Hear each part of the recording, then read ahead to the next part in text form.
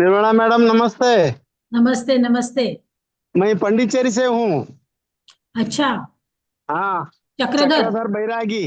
हाँ हाँ हाँ। हाउ हाय आर क्या? यू? हाँ फाइन मैम कुलकर्णी मैम। हाँ। When I saw that I thought okay let me see. Yes. Okay. Slowly they will come. Others will join. Just now I received the हाँ। Zoom message that you okay. are going to talk on. Yes. Yeah. Yeah. Yes. Hello. Hmm. I think Arun Ranjan has sent me. Okay. Then I thought okay fine. I'll join. Yes. What is wrong? हाँ। After a long time I'm seeing your face. Yes yes yes. Yeah. I am now retired. कसा काय तुम्ही? हा मी आता retired झाले. हा मी जाणी हाँ रिटायर झाले हा हाँ, यस. मॅडम हा हॅलो ओके या हाँ ओके सगळे छान आहे ना हाँ, yes. Everybody is fine now yes. Okay okay let us see how many are joining okay ma'am okay.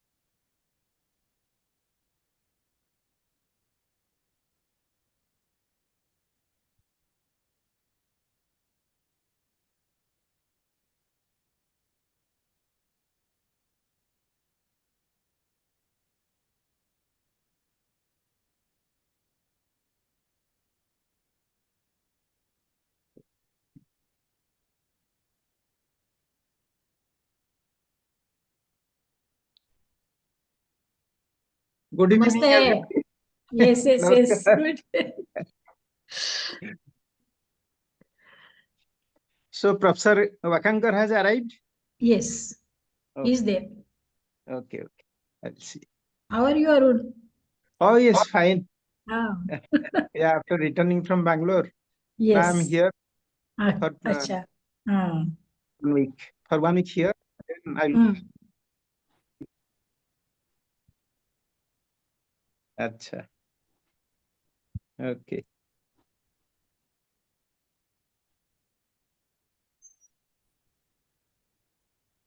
So it's time. Should we start? Yes, but I want to show PPTs. Okay, ma'am. No problem. Hmm. I think So who has emailed me, Shubhrajit or Soumyajit? Subrajit, my elder brother, ma'am. Okay. So he is traveling right now. He is in Okay. the car, so he said to go through this lecture. Okay. No problem. Yeah. Hmm. So we start, ma'am? Oh, yes. Yeah. So should I? So, ma'am, I will let you know. Some Okay. initial. Yeah. Hmm. Thank you. I don't know. Will it be recorded or not? Yes, it is It recorded. should be. I got a It should be message. recorded. Okay. Okay. So let's start. Om Sadashiv समारंभां Shankaracharya मध्यमां अस्मदाचार्य पर्यंतां Vande Guru परंपरां. Good evening to all our esteemed guests, scholars and participants. It is my absolute honor to welcome you all to the GB Paulsule Memorial Lecture organized by the North Bengal region of the Global Sanskrit Forum. Today, we are privileged to have a distinguished lecture to be delivered by none other than the eminent Professor Nirmala Kulkarni ma'am, whose contributions to Sanskrit studies are highly revered in academic circles. The title of today's lecture is, as you all know, Ganga Devi, first Sanskrit Mahakavi in Sanskrit Mahakavi in Sanskrit literature. So we are equally honored to have with us today Professor Siddhartha Y. Wakankar sir, who will today will preside over this significant occasion. Before we begin, let us acknowledge the legacy of Professor G.B. Paulsule, sir, in whose memory this lecture has been established as a beacon of inspiration in the realm of Sanskrit scholarship. We look forward to an enriching and insightful session today. Now, to officially begin today's event, I would like to invite Dr. Rajesh Kumar Mishra, sir, who is also the secretary of this Global Sanskrit Forum, to welcome to say a few words to welcome our today's chief guest and also to the speaker, Dr. Mishra, please, sir. सदर नमस्कार सौम्यजीत सेन, बहुत बहुत धन्यवाद। और मेरे सम्मुख उपस्थित श्रेष्ठ गुरुजन, आज के इस जीबी पॉलसुले स्मृति व्याख्यान माला के जो हमारे अध्यक्ष हैं, ऐसे प्रोफेसर सिद्धार्थ भाई वाकणकर सर को मैं अपनी ओर से, संपूर्ण वैश्विक संस्कृत मंच परिवार की ओर से आज के इस आयोजन में अपना सानिध्य प्रदान करने के लिए बहुत बहुत हार्दिक आभार और व्यक्त करते हुए स्वागत करता हूं। साथ में हम देख पा रहे हैं आज की हमारी मुख्य वक्त्री ऐसे आदरणीय प्रोफेसर निर्मला कुलकर्णी मैम का, जिनके माध्यम से हमें आज ज्ञान प्राप्त होने जा रहा है। ऐसे आदरणीय मैम का भी आज के इस व्याख्यान माला में सानिध्य प्रदान करने हेतु मैं हार्दिक स्वागत अभिनंदन करता हूं, धन्यवाद करता हूं। साथ में हमारे संरक्षक और पिछले कई वर्षों से 2 वर्ष से अधिक समय हुआ होगा, मुझे याद है, प्रोफेसर अरुण रंजन मिश्र सर के साथ जुड़ा हुआ इस वैश्विक संस्कृत मंच परिवार का। गुजरात से आदरणीय हमारी एक उपाध्यक्षा महोदया हैं, उन्होंने आदरणीय सर को आमंत्रित भी किया था व्याख्यान के लिए। ऐसे अद्वितीय प्रतिभा संपन्न और हम सबके मार्गदर्शक आदरणीय प्रोफेसर अरुण रंजन मिश्र सर का भी हार्दिक स्वागत अभिनंदन करता हूं प्रणाम के साथ। मैं देख पा रहा हूं आज थोड़ा जूम लिंक बदला गया है, ज्यादा प्रेषित नहीं कर पाया हूं, मैं प्रयास कर रहा हूं कि सभी ग्रुप में प्रेषित करें। और वैश्विक संस्कृत मंच परिवार का 200 से अधिक व्हाट्सएप समूह है, 30 से अधिक देशों के में इसका व्हाट्सएप समूह है। तो अभी हम इसको प्रेषित करेंगे, अन्य लोग भी जुड़ेंगे। तो ऐसे इस जूम के माध्यम से और यूट्यूब लाइव के माध्यम से अभी तक जो जुड़े हैं विभिन्न प्रांतों से, हमारे श्रेष्ठ गुरुजन, हमारे श्रेष्ठ पदाधिकारी और शोधक छात्र जो अभी तक जुड़े हैं और आगे जुड़ने वाले हैं कुछ समय में, उन सब का भी हार्दिक स्वागत अभिनंदन करता हूं। अत्यधिक समय ना लेते हुए मैं पुनः करबद्ध होकर आप श्रेष्ठ गुरुजनों को प्रणाम करता हूं, पुनः बहुत बहुत हार्दिक स्वागत अभिनंदन करता हूं। Thank you, Dr. Mishra. Thank you so much for your wonderful welcome address. Now, we move on to a reflection of on the legacy of Professor G.B. Paulsule sir.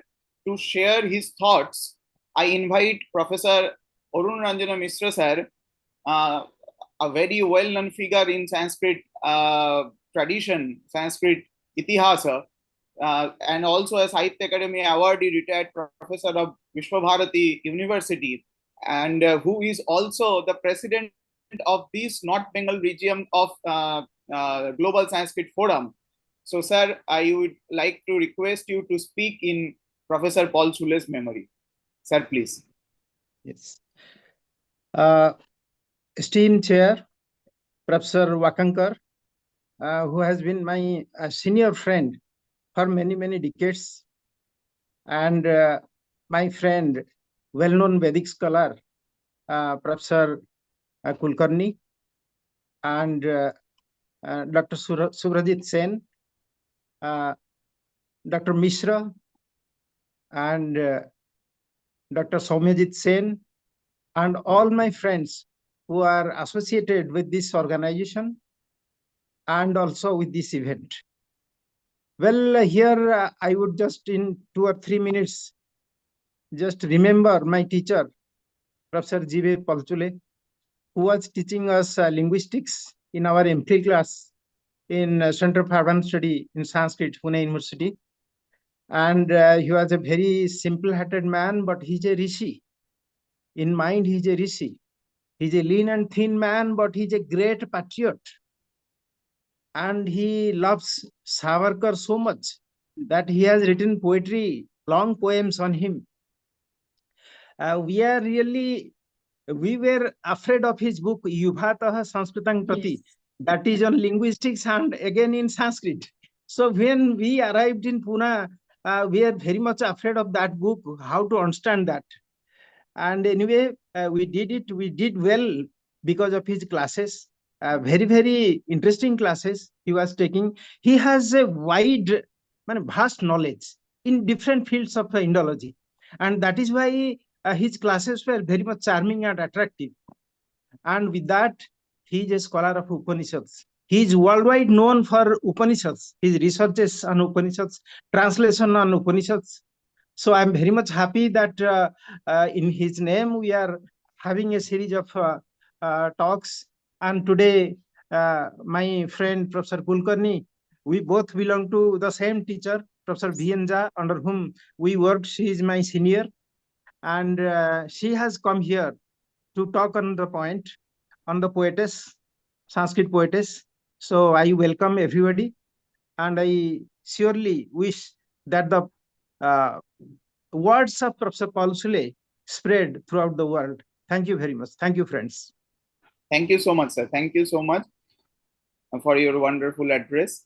It's now my privilege to invite the chairperson of today's event, Professor Siddhartha Y. Wakankar sir, to deliver his address. But before that, I would like to speak a few words about our student's chairperson, Professor Wakankar sir. Professor Wakankar sir was a former deputy director of Oriental Institute, MS University, Baroda.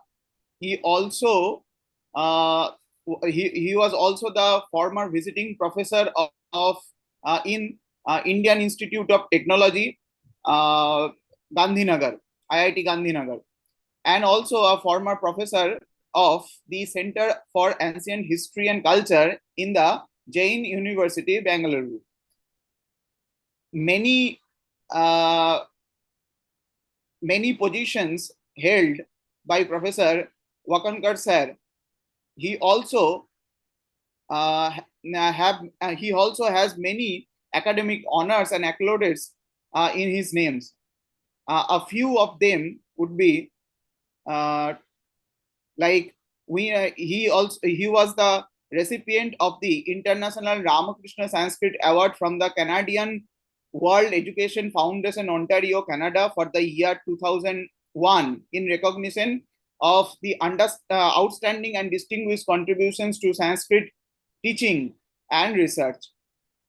Again, he was also the recipient of the Rashtrakavi Dr. Ogeti Achyutaram Sastri Sanskrit Award in recognition for the unique service to Sanskrit given by Sri Veda Bharati, Hyderabad in 2006, and also the recipient of the Springer Research Scholarship, Bombay University in 2007 to 2009. So the list goes on. So will be very good for all that we skip that portion. Now I would request our chairperson sir to deliver his address. Sir, please. Namaskar. At the outset, I must thank the organizers for giving me this opportunity to chair a session which is being presented by one of my old friends, Dr. Nirmala Kulkarni. Moreover, the person after whom this series is named was a very good friend of mine. I should not say very good friend, he was a senior person. Unfortunately for me, I never got an opportunity to study under him, but we had good relations, family relations, because one of his cousin sisters was married to my cousin brother. So we were, that way we were together. And whenever I used to go to Pune, I used to meet him, discuss certain things. One important thing about the Professor Palsule was, basically he was a grammarian. Vayyakarana prathame vidvamsa. And wonderful part of that is, despite being a grammarian, he was a Komala Hrudaya also. Yes. He had written a wonderful Marathi paper, Marathi article, you can say, on Sanskrit Sahityatil Vinod. That means the humor in Sanskrit literature. I asked him, sir, how is it that you wrote only one article? He just smiled. See, he used to smile only, no attahasa. He said it was just time pass. I got some time. I wrote a little. It was wonderful paper. Still I have a copy of it, but very few have read it. So that was the idea he gave to me, that there could be some Vinoda in Sanskrit literature. And there was one Bengali scholar, I think technical terms in Sanskrit literature. I think something, Bhattacharya, I remember it. K.C. Bhattacharya. Interesting verses connected with Sanskrit grammar and Vinoda. So I got interested to that. And then later on, Dr. V. Raghavan has written a book on it, Comic Elements. So this gentleman, a grammarian to the core, was very good at heart also, very good poet also. Everybody knows it. I need not go on repeating the names of his works. Most of his works, most important are 6 works, and important from the point of view timing is, right from 1954, he has been regularly writing research papers, reviews, etc., plus contributing voluminous books. His contribution to Sanskrit literature, everybody knows. He said he was an ardent devotee, devout devotee of Veer Savarkar and Swami Vivekananda also. He has written extensively on those. So I don't want to repeat those things. I just give some 2-3 personal experiences, memories of the person who is not much known outside the scholarly world. See, I told you we were distantly related, and I have been a life member of the Vandark Institute, and there is a rule. I think, I don't know whether it continues. There is a rule that a life member could be given a manuscript at least for 6 months for home reading. So once I approached him and asked him for a certain manuscript, he said, Wakankar, just stay for 10 minutes, I'll discuss it. And within 10 minutes, he called me in his room and said, yes, you are eligible to get, and I got the manuscript, I worked on it and returned it after 6 months. So human nature and the ability, or so to say, the intention to help a younger scholar, that was more important. Another point was there, I don't disclose the names. There was one scholar, great scholar, who had written a book on the language of, I don't give the title, and Professor Palsule wrote a review, detailed review on that book, and criticized some of the views expressed by the scholar. It so happened that the honorary secretary those days contacted Dr. Palsule and said, Dr. Palsule, this seems to be a little bit harsh. Will you slow it down or calm it down, or so to say, reduce this, your sharp intake about it? He said, no, what I have written is perfectly according to Sanskrit grammar. And I have written it, I have studied the book, and these are my opinions, my observations, my comments. He said, I think it is better if you review your own review and make a mild report of it. He said it is not possible. Instead of that, I would prefer to resign from my post. So that was upright man with spine and true to his conviction. So these are some of the aspects of his personality which are not much known outside. He's a broad scholar. See, I have no right to say that, oh, he's a scholar. He was a scholar. I'm not going to sit on judgment on him. But despite being a scholar, he was a gentleman, which is a rare thing. Gentlemen scholars are rare, rarity nowadays. And actually, these are now disappearing. We had some good scholars, gentlemen as well as scholars, but he was a top-notch scholar of his field, linguistics or grammar, and he has translated in English the Upanishads from the book of Walt Dyson. Yes. So he knew German very well, and he put all this energy into translating those words.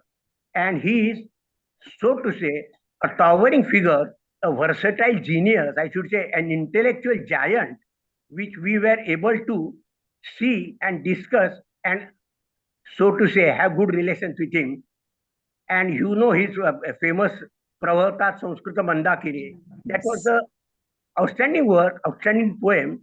He was famous because of that. And after that, we used to meet every time. Whenever I used to, twice I used to visit Pune, and every time I used to meet him, and we could have literally academic discussions. That's all, nothing else. And I enjoyed his company. And I again congratulate Dr. Arun Mishra and his team for organizing the lecture in the memory of that great scholar from Pune, of whom there are so many scholars all over the world. Now I request Dr. Nirmala Kulkarni to start her lecture, because everybody is very eager to listen to her, because she has almost mastered this poem. So I would request her to start her lecture. Thank you, sir. Thank you. So, Ma'am, may I just yes. a minute, ma'am. Yeah. So thank you so much, sir. Thank you so much for this wonderful lecture. We got to know many unknown things Yes. about Professor Polsule today from your deliberation. Thank you so much, sir. Now, the highlight of today's program is the GB Polsule Memorial Lecture, of course. I am honored to invite our esteemed speaker, Professor Nirmala Kulkarni ma'am, to deliver the memorial speech. But before, I would like to take this privilege to say a few words about our today's distinguished orator. I say orator rather than speaker. Dr. Nirmala Kulkarni ma'am has had a distinguished career in Sanskrit studies with specialization in Veda, linguistics, and manuscriptology. She holds an MA in Sanskrit and Pali and a PhD in Sanskrit, both from the University of Pune. As a research scientist equivalent to a professor post, Dr. Kulkarni has over 24 years of teaching experience and extensive research interests, including ancient Indian phonetics, manuscripts, transmissions, and the cultural history of India, among others. Dr. Kulkarni's notable career milestones include working as a junior and senior science research fellow, a research associate at the Center of Advanced Study in Sanskrit, CASS Pune, and serving as a UGC research scientist since 1988. Her teaching portfolio covers a wide range of courses at the MA level, particularly focused on Vedic literature, linguistics, and manuscriptology. She has published extensively with 4 major books, including a grammatical analysis of the Taittiriya Padapatha and Vedic studies, a collection of 27 articles on Vedic themes. Additionally, her articles cover diverse topics such as Vedic phonetics, metaphors in Vedic literature, and the role of women in ancient texts. So, as we move to the much anticipated lecture of the day, we are honored to explore the life and contributions of Ganga Devi, the first known Sanskrit poetess to compose a Mahakavya, Madhura Vijayam. So I now invite our esteemed speaker, Professor Nirmala Kulkarni ma'am, to enlighten us with her insights on this fascinating topic. Ma'am, please. So thank you, Saumyajit, who is representing Shubrajit today, and all my colleagues and Professor Wakankar and Rajesh Mishra, Arun Niranjan Mishra, etc. I will like to show PPTs, but before that, let me say some few words about Persule in Sanskrit, because he was a lover of Sanskrit, and so just 1 minute or so. So मान्याः वैश्विकसंस्कृतमञ्चस्य पदाधिकारिणः अस्य व्याख्यानस्य अध्यक्षमहोदयाः प्राध्यापक वाकणकर-महाभागाः, अस्य व्याख्यानस्य आयोजकाः प्राध्यापक शुभ्रजित् सेन महोदयाः तथा च अन्ये विद्वांसाः विदुष्यश्च। पुण्यस्मिन् अस्मिन् अवसरे महान् मे प्रमोदः यत् अहम् अत्र मम विचारान् प्रकटीकर्तुम् आहूता। नवेम्बर मासे प्राध्यापक पळसुले महाभागानां जन्मोत्सवः पुण्यतिथिश्च। तेषाम् एका शिष्या प्राध्यापक आशा फडके गुर्जर प्रतिवर्षं किञ्चित् विषयम् अधिकृत्य समर्पणम् इति शीर्षकान्वितं वार्षिकं प्रकाशयति। प्राध्यापक गजानन बालकृष्ण पळसुले महोदयाः अस्मान् एमए कक्षायां पाठयन्ति स्म ऋग्वेदसूक्तानि तथा च वैदिकव्याकरणम् इति। तथापि एमए कक्षायां तेषां महतिः ज्ञातुं वयम् अक्षमाः। यदा यदा संशोधनकार्ये वयं निमग्नाः तदा तदा तेषां महतिः ज्ञाता, तेषां संस्कृतवाक्प्रभुत्वं, तेषां भारोपीय भाषाज्ञानं, तेषां भारतीयव्याकरणे अवगाहनम्, एतत् सर्वमपि किञ्चित् किञ्चित् शनैः अवगतम्। अतः गते वयसि अहम् आत्मानं धन्यं मन्ये यत् तेषां मम किञ्चित् परिचयः आसीत्। अतएव यदा अहं व्याख्यानविषये पृष्टा तदा तत्क्षणम् एव स्वीकृतिः ज्ञापिता मया। अन्यच्च गङ्गादेव्याः तथा च तस्याः महाकाव्यस्य मधुराविजयस्य परिचयः इति व्याख्यानविषयः। यदा प्राध्यापक पळसुले महाभागाः अपि मधुराविजयं पठन्ति स्म इति यदा मे श्रवणपुटम् आयातम् तदा अहं सोत्साहं निमन्त्रणं स्वीकृतवती। इदमेव परिप्रेक्ष्यम् अस्मिन् व्याख्यानस्य अधुना आङ्ग्लभाषया प्रस्तौमि। Now I will shift to English and I want to show some PPTs. So Saumyajit, please guide me. I am not techno savvy, huh? You are now co-host, ma'am. You can share. Now you are co-host. Okay. I'm just, you click on the share button. Below okay. you can see it, share button. Yes. Okay. And click on desktop entire screen and share. Yes. Can you see? Yeah, ma'am. Absolutely. Yeah. Oh, okay. So I cannot show the PPTs one by one, I think. Ma'am, we can see it, ma'am. You can see, no? Okay. Yeah. Please go ahead, ma'am. Please. Okay. So the topic of my today's lecture is Ganga Devi, the first Sanskrit poetess of a Mahakavya. And we know. So see the second slide. Actually, this is from Mesopotamia, and her name is Ehun. I don't know how to pronounce it. Enhenduanna, and she was a priestess as well as a princess, and she had composed 3 hymns. So this is the list of world poetesses, and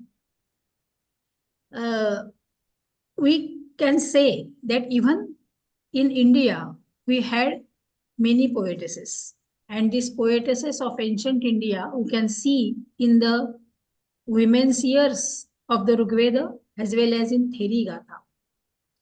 So many of you know that Sarvanukramani of Katyayana defines a Rishi as Yasya Vakyam Sa Rishihi, and this is how even Katyayana says that even women poetess can be called a Rushi.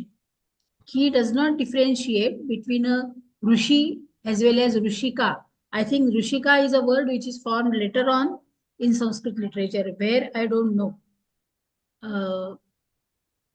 But there are some Rishis, yeah, because of this definition, Yasya Vakyam Sa Rishi, even Sarama, who was a bitch, and Shraddha Kamayani, or these also were included in the Rishis because they have spoken some words, so they have spoken some sentences in the Rigveda. That's why we can exclude them. But there were many poetesses in the Rigveda itself, and we can classify them as this. There are some, means these were known as Rishis by Sarvanukramani or in the tradition. There are some who are actually the object of the hymns. These are Vak Amruni and Shraddha Kame. These were not actual persons, but object of the hymn. Vak Amruni says that I have pervaded the universe. Means the speech is everywhere. So it is actually the subject of the hymn, which is treated as the Rushi. Similar is with Shraddha Kamayani. Shraddha is faith, and she is supposed to be the daughter of desire.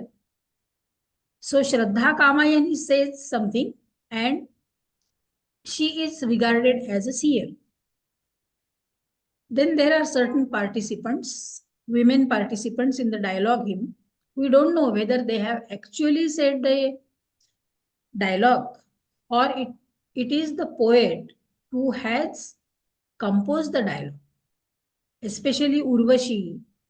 Urvashi, actually, she was Apsaras, means a being who can utter the words, but Sarama, we cannot say that Sarama has uttered the word.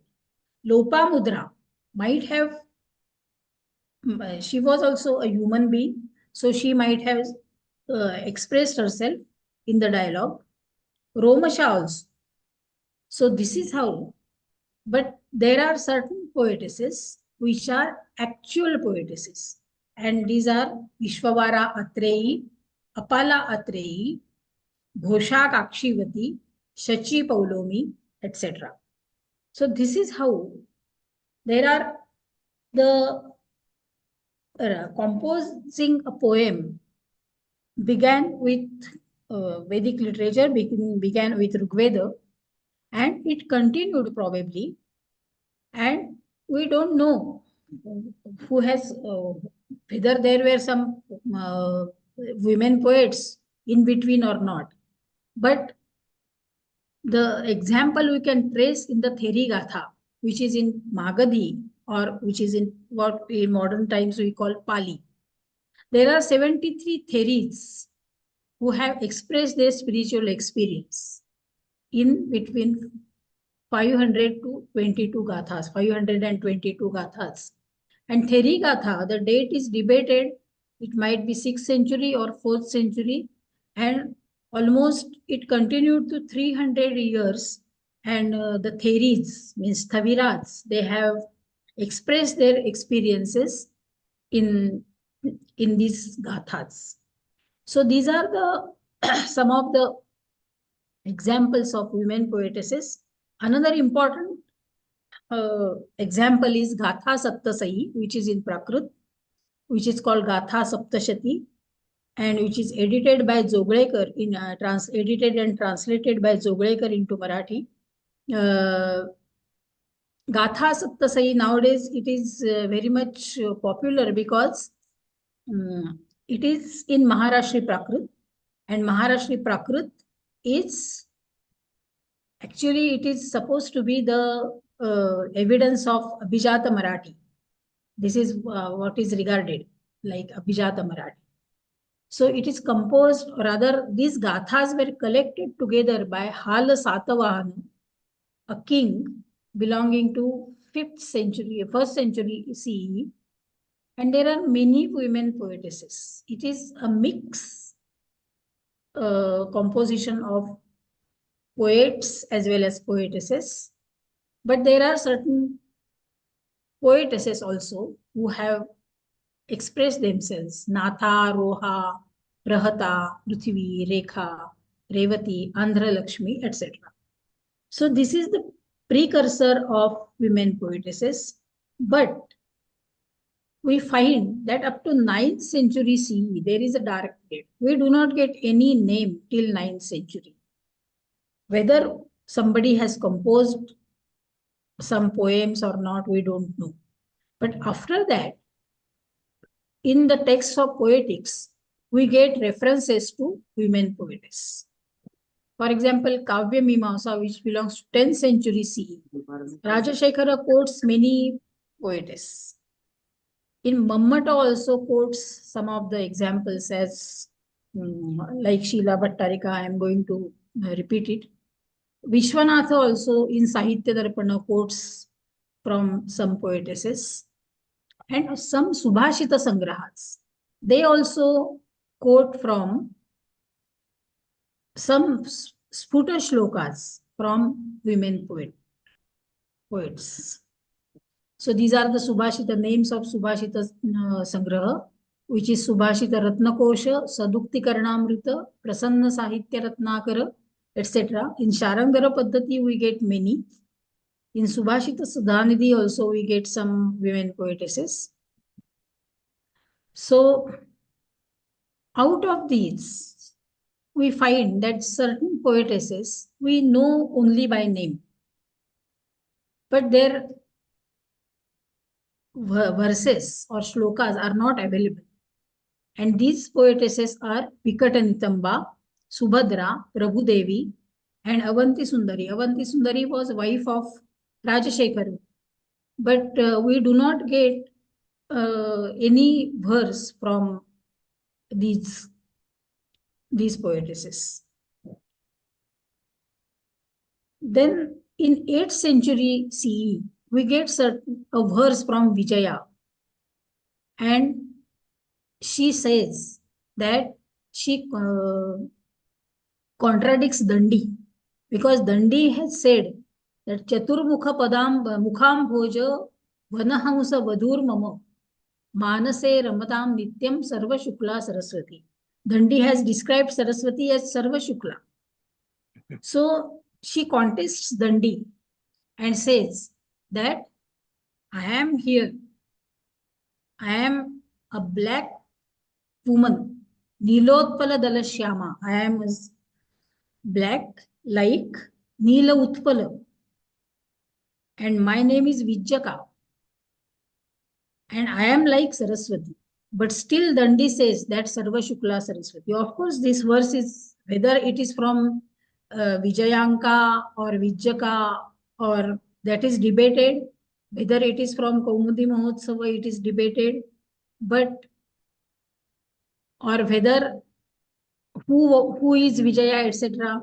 There are many debates about it in the world of Sanskrit poetics. But still, we get the name that somebody has contested Dandin. Maybe she is wife of Pulakeshi or Snusha of Pulakeshi. We don't know exactly. Then one verse, this is a famous verse which is quoted in Kavya Prakasha, everybody knows it. It is from Sheela Bhattarika. And Sheela Bhattarika also, I think, is related with Pulakeshi.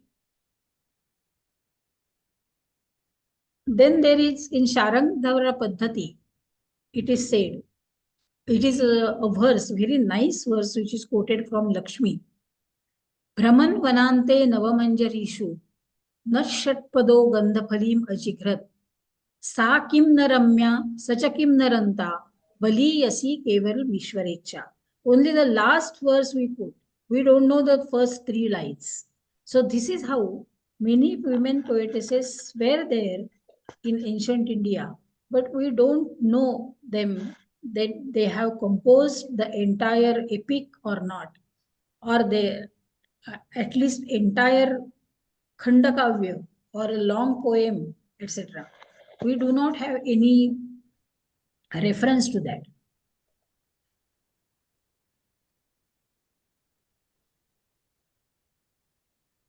So who were these women poets? This is a question. Who were? Because in the tradition says that women should not speak Sanskrit. Then who were these? So I think I vaguely remember that Vatsyayana in Kama Sutra, which belongs to 2nd or 3rd century CE. This is from Vatsyayana's Kama Sutra, which Rajashekhara has quoted. I may be wrong, you just check it. So Rajashekhara says that Purushavat Yoshitopi Kavi Bhaveyuhu. So even women, they can be poets. Sanskaro hi atmani samaveti, because composing a poetry is a sanskar. And sanskara, it casts on atma, on the soul. Na strainam paurusham.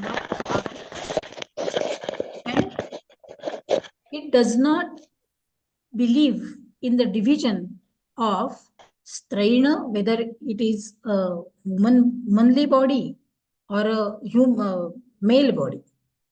Shruyante drishyante cha. It is heard as well as it is seen that Rajaputriya, princess, Mahamatya Duhitaraha, daughters of great mantris, etc. Ganikaha, Ganikas, Kautuki Bharyascha. Kautuki Bharya means Kautuka Bandhana is a rite in Vivaha, in marriage ceremony. So Kautuki Bharyascha means those his wives which are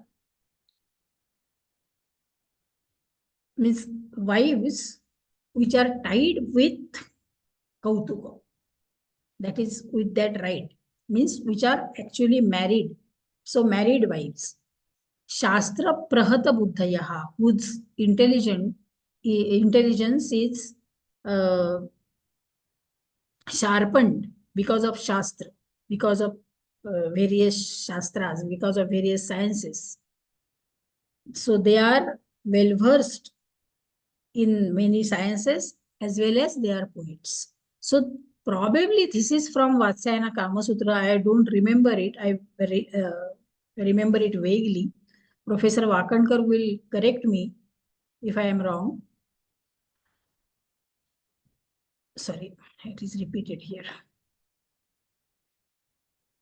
So till 10th century, we get the names, we get some verses, but we do not get a complete poem. But in 14th century, we get a complete Mahakavya composed by a woman, and it is by Ganga Devi. Ganga Devi belonged to 14th century. Thereafter, a Malika of a garland of poetesses started, and that too in the Vijayanagar Empire. One is, after Ganga Devi, we find Tirumalamba, who was a wife of Krishna Devaraya, who belonged to 16th century, and Krishna Devaraya, it is well known that he belonged to Vijayanagar kingdom. Then Tukka Devi. Tukka Devi actually was his deserted wife of Krishna Devaraya. So she has composed Tukka Panchakam. So 5 verses only.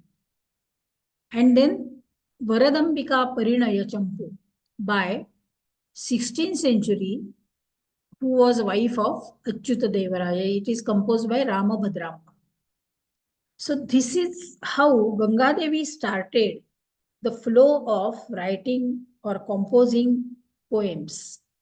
And she was, we can call her the first ever woman poet who has composed the entire Mahabharata.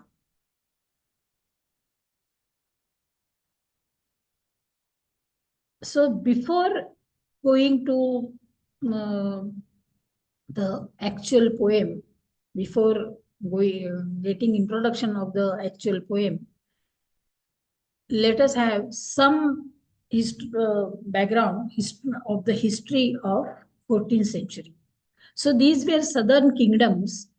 There were Yadavas of Devgiri, then Shilaharas, Kadambas, Hoysalas of Karnataka, Kakatiyas of Warangal, or what is now is Hyderabad, then Reddis, Cholas, Cheras, etc. So these are the small kingdoms in southern India. In 13th century, Alauddin Khilji has means he has taken over the entire India, almost more than half of India he has taken over, and it was continued by Mughal Sultanate, that is by Tughlaq. So Alauddin Khilji was busy with Genghis Khan, and Tughlaq controlled the entire India. So this is how it started. And then again, we get a small pocket of at southern India, which was established by and is said as Vijayanagar Empire. So, and it was established by Harihara and Bukka. Everybody knows it, Hakka and Bukka, or Harihara and Bukka. So there are many theories about Harihara and Bukka, whether they belong to Hoysalas or Kakatiyas, or they were independent like that. Because we don't know the previous life of Harihar and Bukka, it does not have any proof, historical proof, whether Harihar and Bukka belong to certain kingdom. Because in 13th century, the entire southern India was under the control of Mughals. So there are certain theories. So the first theory was Harihara and Bukka, means Harihara was the elder brother and Bukkaraya was the younger brother. So Harihara was commander-in-chief, that is the Senapati of Hoysala kingdom. And Hoysala kingdom was, the capital of Hoysala kingdom was Kampili. So when Khilji attacked Kampili, at that time, the entire village or entire kingdom had made Johar. Means not only women, but even men, they made Johar in 1327 to 1328. This is a theory. And after 8 years, Harihar and Bukka, who were in the kingdom of Hoysala, they escaped probably, but they have established Vijayanagar as an answer to Alauddin's attack. This is the first theory. The second theory is these two brothers were with Kakatiyas. Kakatiyas ruled Hyderabad or the Andhra Pradesh and some part of Karnataka. Prataparudra Deva was a famous king of Kakatiya dynasty. So first they were associated with Kakatiyas, and later on they went to Hoysalas. This is the second theory. The third theory is when means Tughlaq, Muhammad Tughlaq captured Kakatiyas, that is Prataparudra Deva. They were, even Harihar and Bukka, they were captured. Prataparudra Deva killed himself while going to Delhi. And these two, they went to Delhi, means they were taken to Delhi by Tughlaq. And they were, by force, they were converted to Islam. Later on, they got certain position in the Tughlaq Empire, means Mughal Empire, and they were sent to South India to capture Hoysalas. Because Hoysalas, some Veerabhadra Raya or somebody, he wanted to fight with Tughlaq. So to set him, Tughlaq had sent Hariharan Bukka to the south. So this is the third theory. So when they came to south, cross with Vidyaranya. Hello. Hello. They came across with Vidyaranya, who belonged to Sringeri. He was a Swami of Sringeri. And Vidyaranya inspired them to establish independent kingdom and fight with Mughals. This is a theory which is, means all these four theories are, there is no strong evidence which supports all these theories.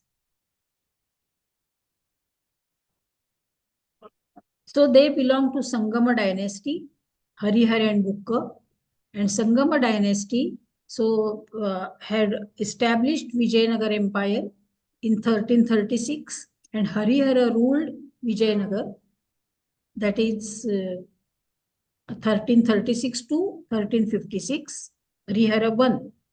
Then after 1356 to 1337, 77, Bukkaraya first ruled over Vijayanagar kingdom. Bukkaraya was very good at administration, and when Bukka was ruling over, he inspired Kampanu, his son, to defeat Alauddin Sikandar Shah of Madurai. Actually, this Madurai Sultanate was established by Tughlaq, but Alauddin's father, he was against Tughlaq, and he became independent of Tughlaq, and he has started ruling over Madurai and Madurai region by that time. So Bukkaraya wanted to defeat him, and therefore he inspired Kampana to defeat that Sultan of Madurai, and therefore Kampana had defeated Madurai Sultan in 1371, and this is the topic on which Ganga Devi has written this Mahakavya. And then comes Harihara Raya II, etc. But that is, so the scope of Mahakavya is up to 37 or something more. Okay.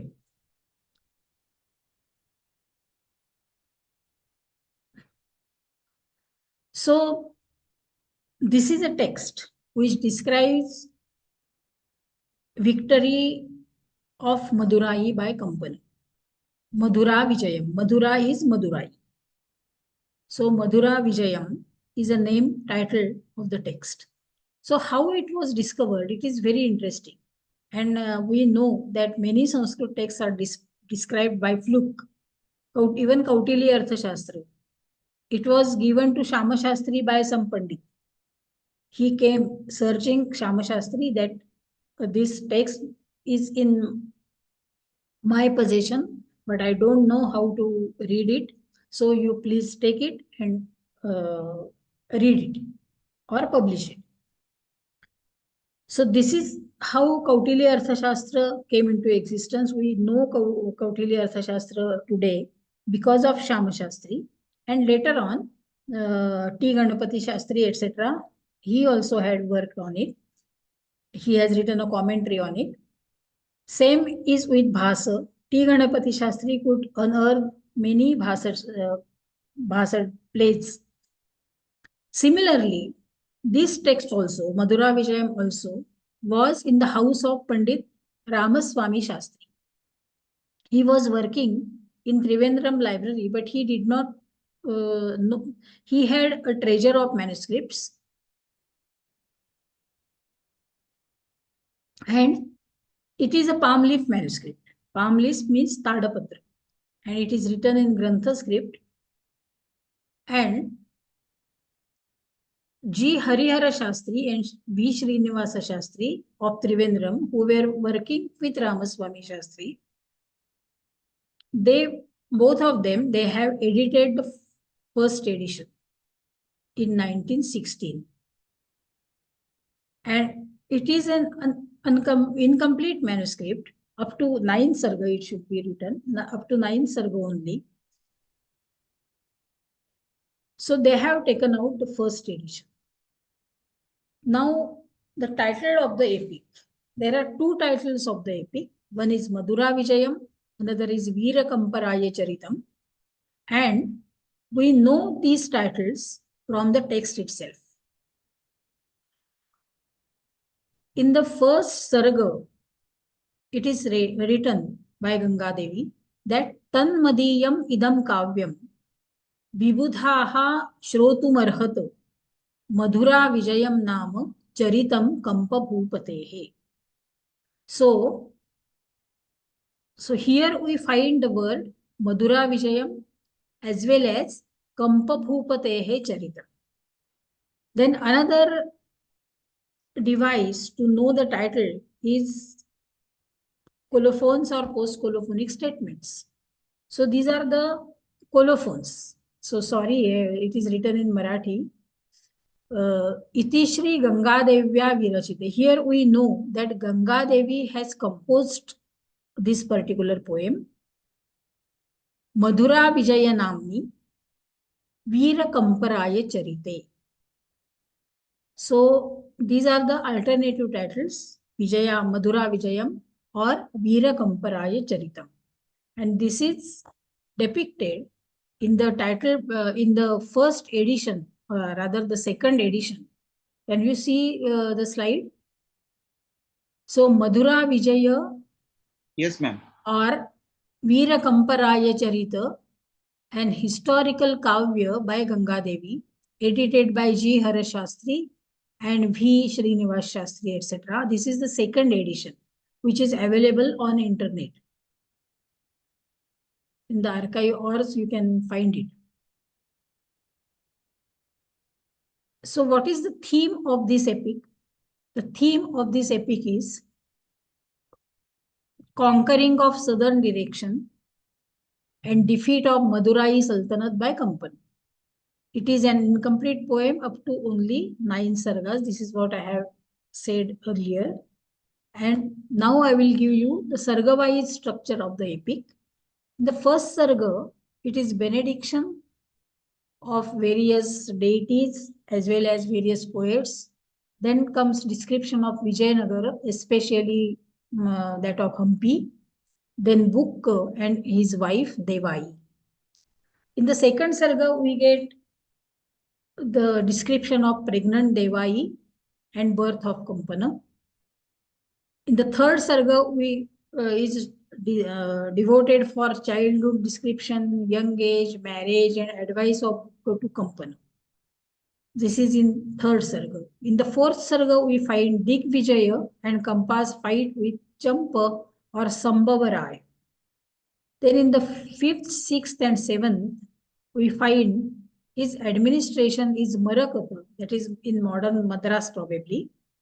And in eighth, we find that appearance of presiding deity of Madurai, and who encourages Kampana to fight against the Turushka, that is the Sultan of Madurai. And in the ninth sarga, we find a victory over Madurai. Yet I have not read the complete poem. I have read up to only half of the fifth sarga. And so I don't know whether even the sarga ninth is complete or incomplete. But there are many verses which are torn or which are eaten. Since it is a palm leaf manuscript, some portion is eaten by the insects. So And there is only one manuscript available today, and which is deposited probably at Trivandrum Library. The second manuscript is at Lahore, Punjab University, Lahore, which is in Woolner collection, and it is described in the there is a database called Pandit, which describes many manuscripts. So in the Pandit Kosh, it is described that it is in Woolner's collection. It is written in Malayalam, but I guess that instead of Malayalam, it might have been written in Grantha script, because Grantha and Malayalam are similar scripts. Yet I have not checked. I did not have any access. Neither I am just translating it into Marathi, and the first two sargas are published. The third, fourth, and fifth are every day I circulate one verse, and I think there is a break for almost a month. And Professor Wakankar is one of the groups. Is in one of the groups, and he receives every day one shloka from that. So I try to translate it, because it is in Pragalpa Shaili. Style is very important, and at least I have to spend at least 1 hour in grasping her style, her the history of the poet, history of the poem, etc. So I have to spend at least 1 hour every day. So sometimes whenever I don't get time, I don't send any verse. So if I show it to you, can you see it? This is the first edition, first two sargas which I have translated into Marathi. Yes, ma'am. Another thing I will show you. There is a commentary on Madhura Vijayam. This is a book from Bhandarkar Oriental Research Institute. It is a commentary written in 1969 by Otikuchi Subramanya Shastri. And here in this book particular, there is only one copy of this. There are some pencil marks which you cannot see. I tried to take photograph, but I could not, because I am not that well versed in technology. I cannot show it to you. But there are some pencil marks, and I feel that these might be from Palsule, because one of our senior teachers, he told me, Professor Goswami, who was our librarian in CSS, he told me that Palsule has read that book and he wanted to translate it. So it is my great pleasure that I am presenting his means I am completing his desire, if it is true. I don't know whether he wanted to translate it or not, but if I believe the words of Professor Goswami, then certainly I am completing the desideratum of Professor Palsule. So this is the in nutshell what is Madhura Vijayam. So why it is important? Because we may call it the first historical epic. Of course, we know Barnabhatta has written Harsha Charita. So that we can say that he has written, because it is believed that he was in the court of Harsha.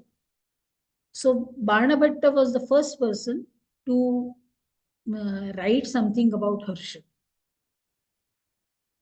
In that case, this will become the second historical book. Harsha Charita is in Gadya, and this is a Padya. This is an epic. So this becomes the first historical epic. And her style is very lucid, beautiful style, and it is called Vaidarbhi Riti. So it is simple yet elegant style. It is very much important because it is composed or written by a woman, And moreover, everybody is believed, means, of course, it is included in the, so it is the important literary source for the history of Vijayanagar Empire. This is very much important. Then who was Ganga Devi?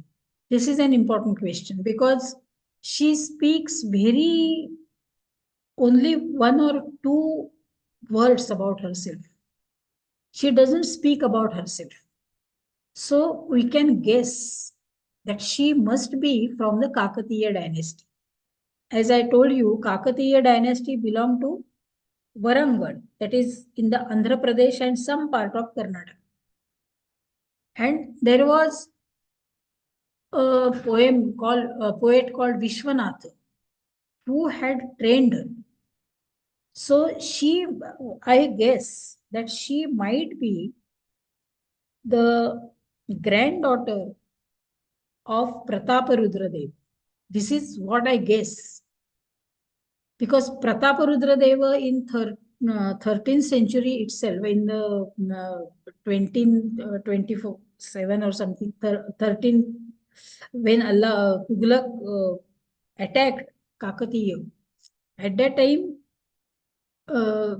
he took Prataparudra Deva along with himself.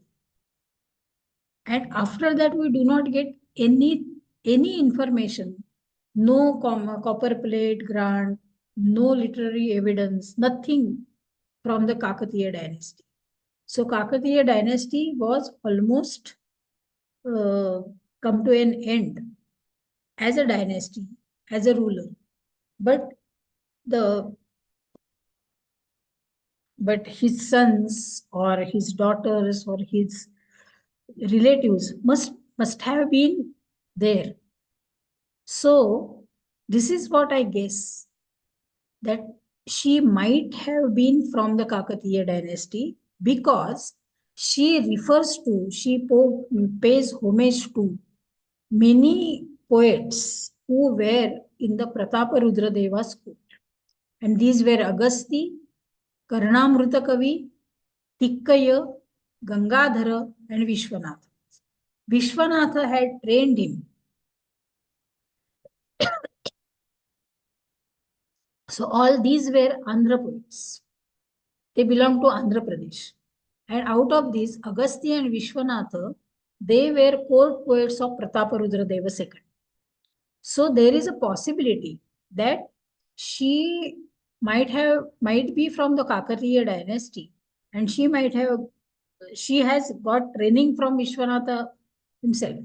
And this gives strong support the second theory of Harihara and Bukko, the third theory rather, that Harihara and Bukko, they were associated with the Kakatiya dynasty. And because of that, probably when the Kakatiya dynasty was almost come to an end, Bukko had married his son to Ganga Devi. This is a possibility. We do not have any evidence for it. This is simple guess. So she might be from the Kakatiya dynasty. And she was daughter-in-law of Bukka. This is said, means we can guess it from the poet itself. Bukka belonged to Sangama dynasty. Sangama one means Bukka's father had 5 sons. One is Harihara, then Kampa, Bukka, Muddappa and Marappa. Then Bukka had 2 Kampanas. This is what we guess from the Madura Vijay. One is Hiriya Kampana, another is Chikka Kampana, and third one is Sangama. So this is how, and she is daughter-in-law of this Bukkaban, who belonged to 1356 to who ruled over Vijayanagar between 1356 to 1377. Then she was wife of Kampana. And we have very less evidence for this we get very less evidence in the poem itself. अथ annum आसादित यौवनोदयम Narendra कन्याभिः अयोजयत् नृपः. Annum नाम कंपनम आसादित यौवनोदयम नृपः नाम बुक्कः Narendra कन्याभिः अयोजयत्.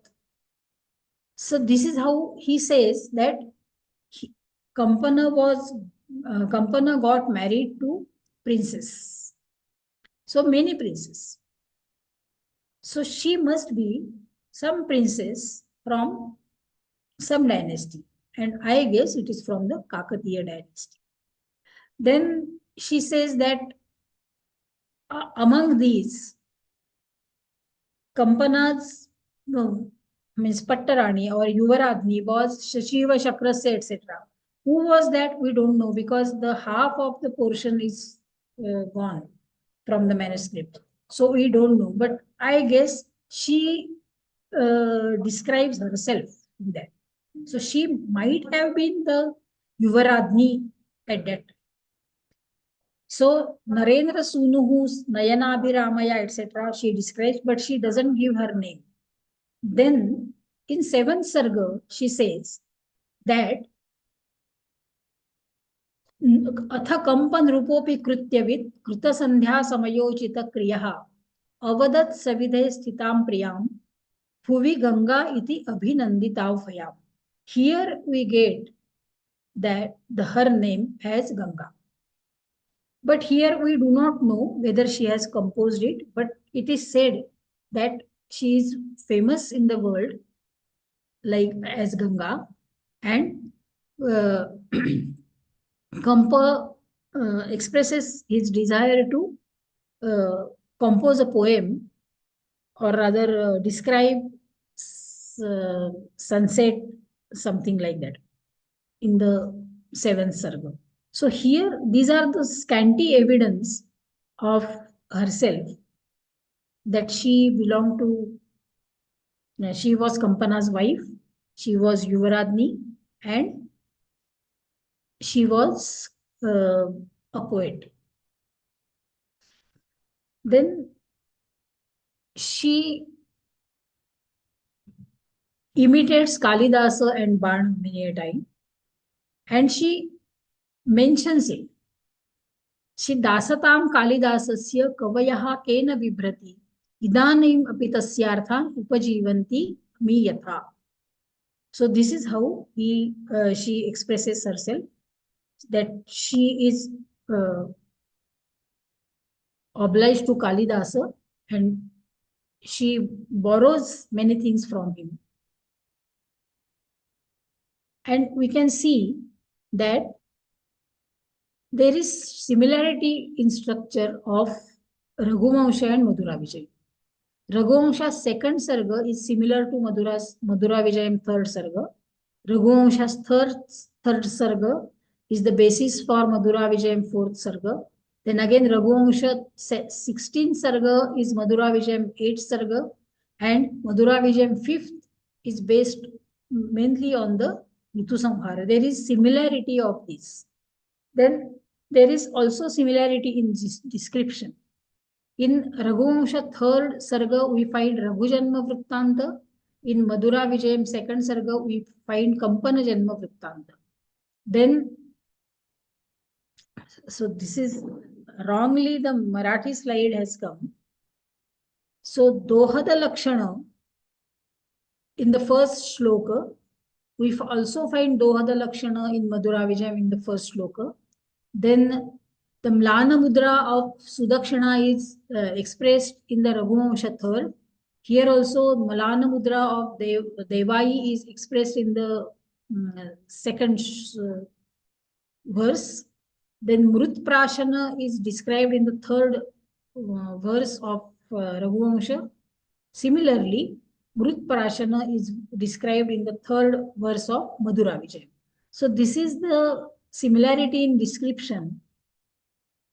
And I just as an example, I can say how Ganga Devi borrows from Kalidasa. Many a time she borrows, but she has herself has she adds something to the original this thing. So Kalidasa describes Sharira Sadat Asamagra Bhushana Mukhena Sa Lakshyata Lodhra Panduna Tanu Prakashena Vicheya Taraka Prabhata Kalpa Shashineva Sharvari. Here, similar, it's a some portion of this verse is taken. Mukhena Tanvi Sharapandarena. We find elsewhere in the Kalidasa Mukhena Sita Sharapandarena. Vimukta Ratnabharana Vireje. Viluna Rajiva Vanadinante Shaya Shashankeva Sharannativa. So the latter half is composed by Ganga Devi herself, but the first half is taken by Kalidas, from Kalidas.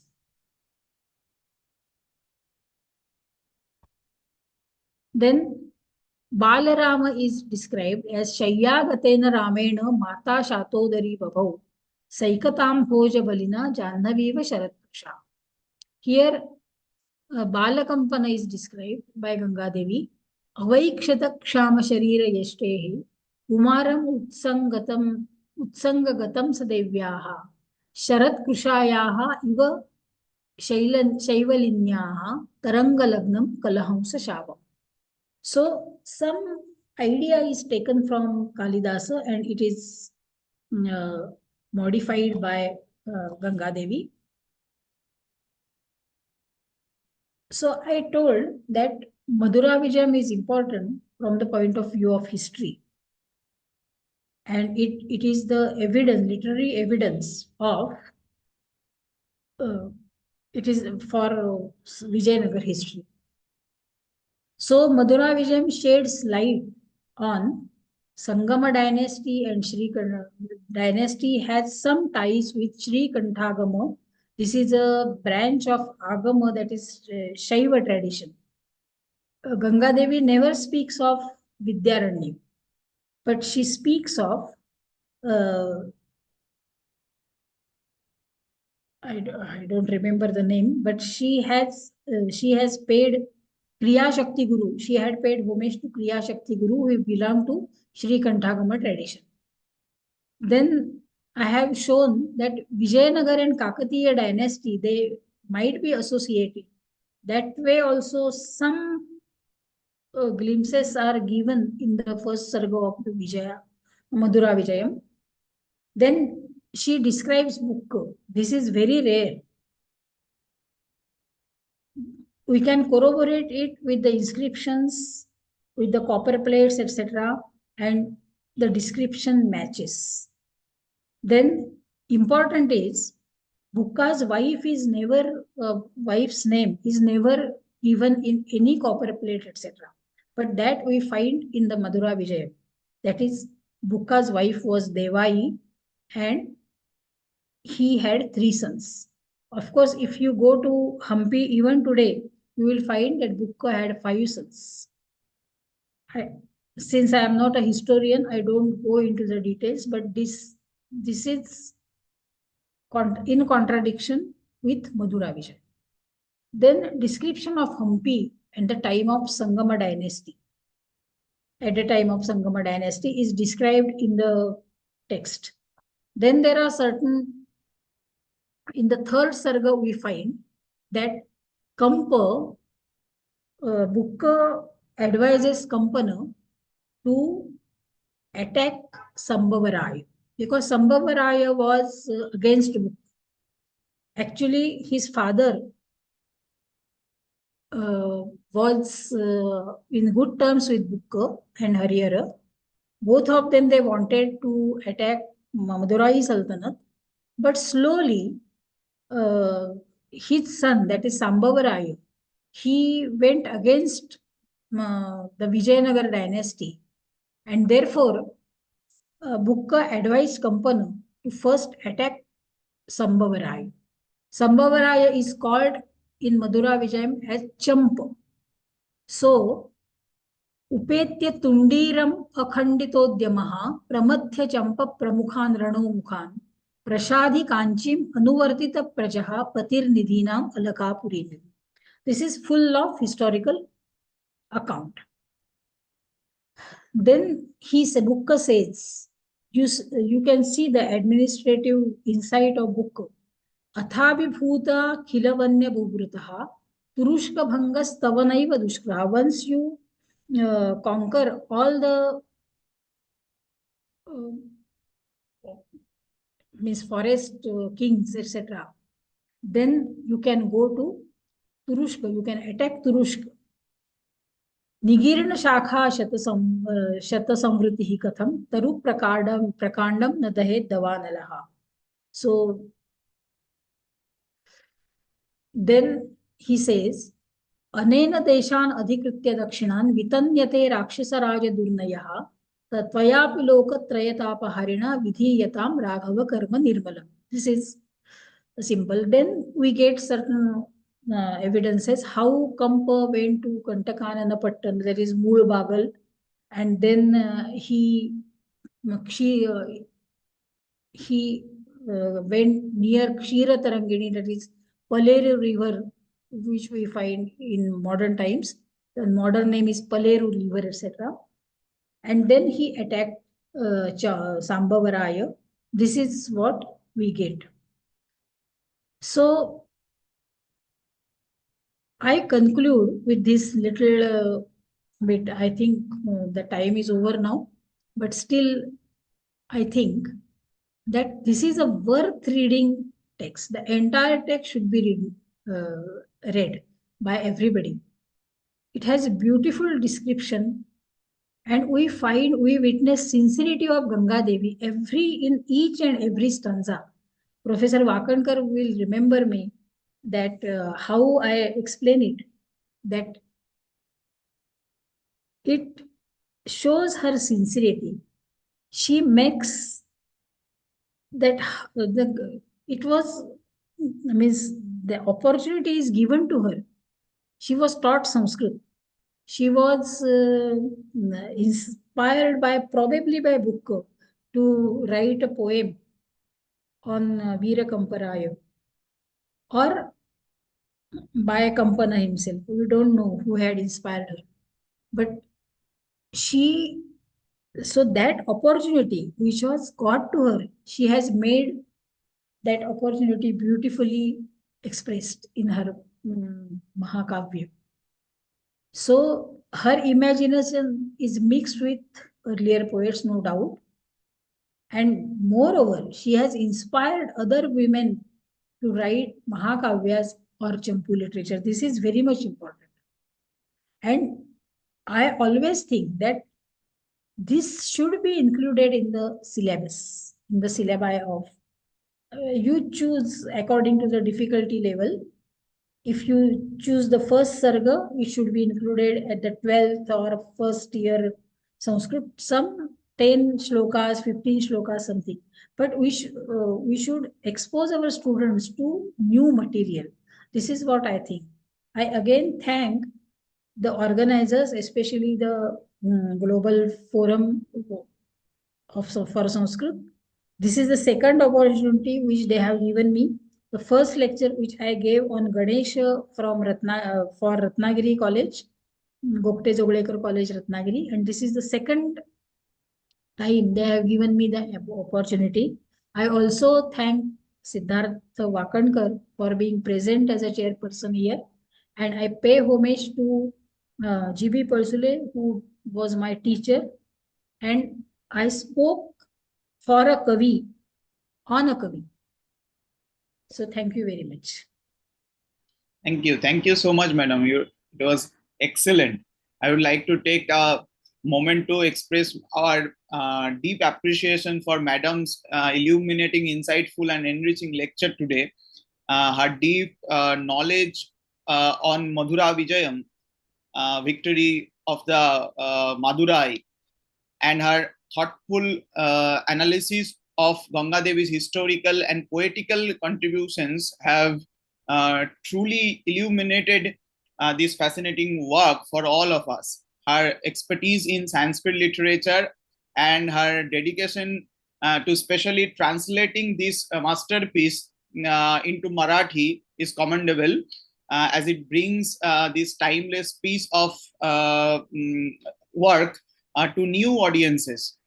We are very much fortunate, ma'am, to have benefited from your lecture, and I would now take this opportunity to conclude this enlightening session. May I request Professor, the chairperson, sir, Professor S.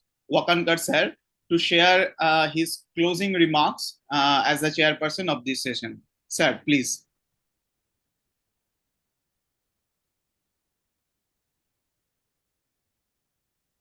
Sir, are you here?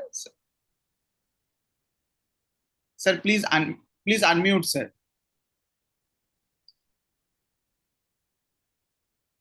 Sir, yes. Yes, sir, yes. First of all, I must congratulate Dr. Nirmala on her wonderful presentation of a rare poem. And as she said, such poems should be brought to light not only of these teachers but to students also.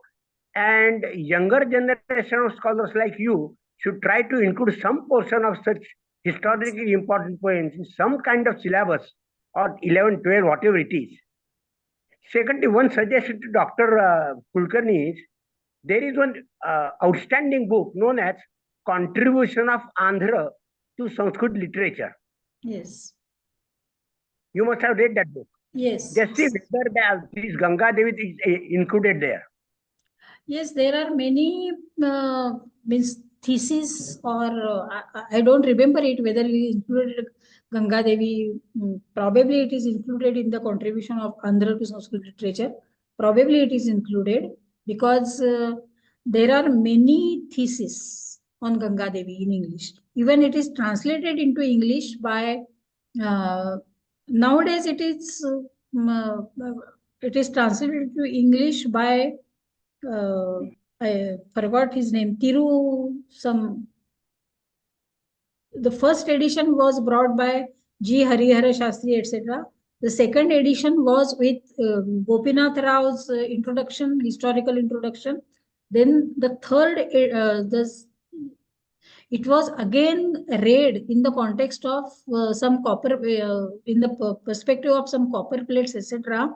By I forgot his name, and he has translated it into English. Then there are many translations of Ganga Devi's this into English, but since there is no Marathi translation, and when I was given the opportunity to speak on Ganga Devi on All India radio station just for 10 minutes, when I was doing my PhD at that time, I was fascinated by this poem, and that's why I am translating it into Marathi. I am not a scholar of Sahitya or Sahitya Shastra, so I am trying to learn it because of this poem. Remember one thing, Vaiyakarana, they don't need anything to study, they know everything. Because the language speaks. So they are in not at all. deeper into the language. One more thing, that Bhava Prakashika Tika, Yes. is it published? Yes. It is published. It is published, and I often refer to it. Rather, because of Bhava Prakashika, I can understand Ganga Devi from the third, because first two sargas are that way simple. But from the third onward, she has her style becomes more elegant, or rather complicated, and that's why we need some tika. And he is a very good Sanskrit scholar, Uttukuchi Subramaniam. I don't know him much, but he has. It is published and it is available. I think even in Jaikar Library it was available long back in '82. I have used that text for my speech in All India Radio at that time. So it is available also in Deccan College, but it is not available on internet. No, please send the details, that's all. And one more thing, appreciate the perseverance of Dr. Nirmala for so many years, she has kept it in her mind that she has to work on it, she has to work on it. That Yes, has yes. to Because I like the poem very much. so see, liking is a different thing and perseverance is a different thing. What a researcher requires is perseverance in the work. Yes, That we have that's true.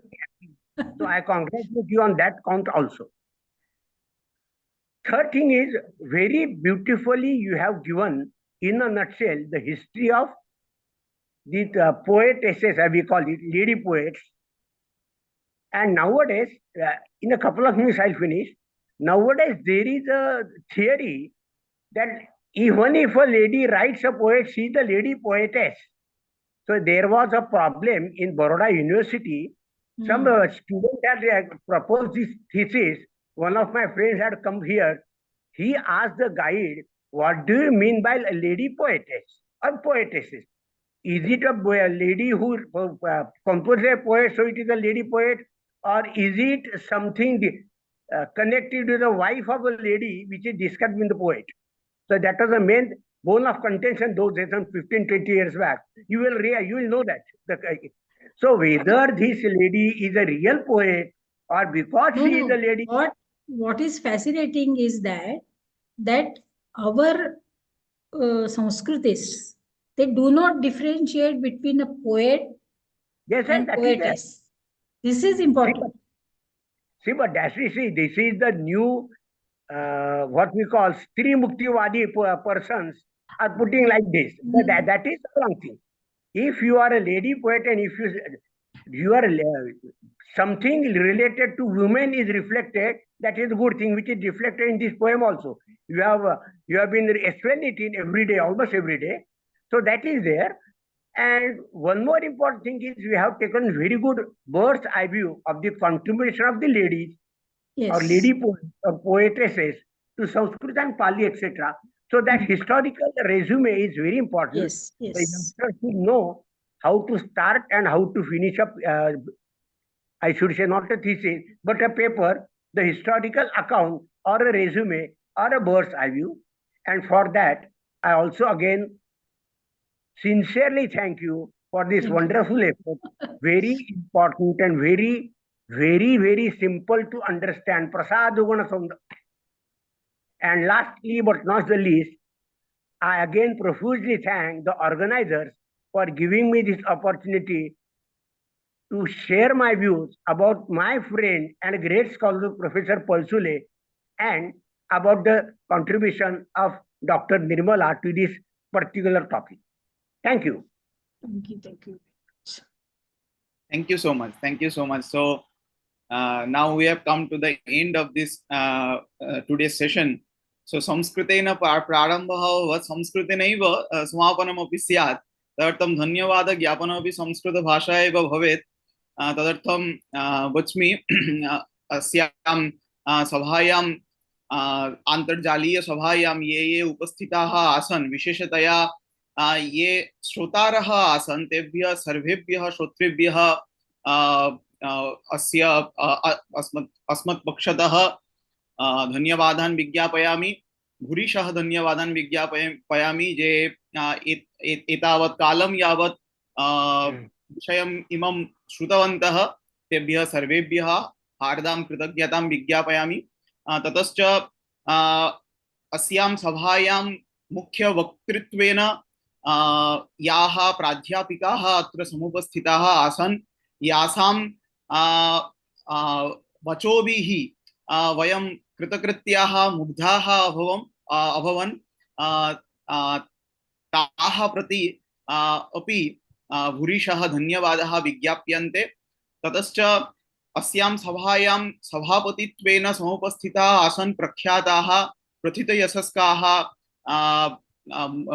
विद्वत् मूर्धन्याः professor वकनकर महोदयाः तान् प्रति अपि अस्मत् पक्षतः सभापक्षतः भूरिशः धन्यवादाः वितन्यन्ते ततश्च सभायां समुपस्थिताः आसन् प्रोफेसर अरुणरञ्जन मिश्र महोदयाः ततश्च समुपस्थिताः आसन् कलिकता विश्वविद्यालयस्य प्रथित यशस्काः प्राध्यापिकाः प्रोफेसर रत्ना बसु महोदयाः ताः प्रति तान् प्रति अपि सर्वान् प्रति धन्यवादान् विज्ञाप्य तथा ततश्च अस्य इदं यत् फोरम वर्तते तस्य सभापति महोदयाः अपि समुपस्थिताः आसन्। स्वागतवचोभिः पुरस्कृतवन्तः ये तान् प्रति अपि मत्पक्षतः सभापक्षतः धन्यवादाः विज्ञाप्यन्ते। पुनश्च प्राध्यापिकां महोदयां प्रति मुख्यवक्तृत्वेन समुपस्थिता या आसन् ताः प्रति महोदयाः प्रति अस्मत्पक्षतः धन्यवादान् विज्ञाप्य बहु सम्यक् आसीत् विषयोऽयं। बहु विषये वयं ज्ञातवन्तः अद्य। विशेषतया तत्र नारीणां यद् अवदानं संस्कृतक्षेत्रे तत्तु अस्मभिः सर्वैः ज्ञातवन्तः ज्ञातं सम्यक्तया इति कृत्वा सर्वेभ्यः पुनः हार्दां कृतज्ञतां विज्ञाप्य अत्रैव विरमामि।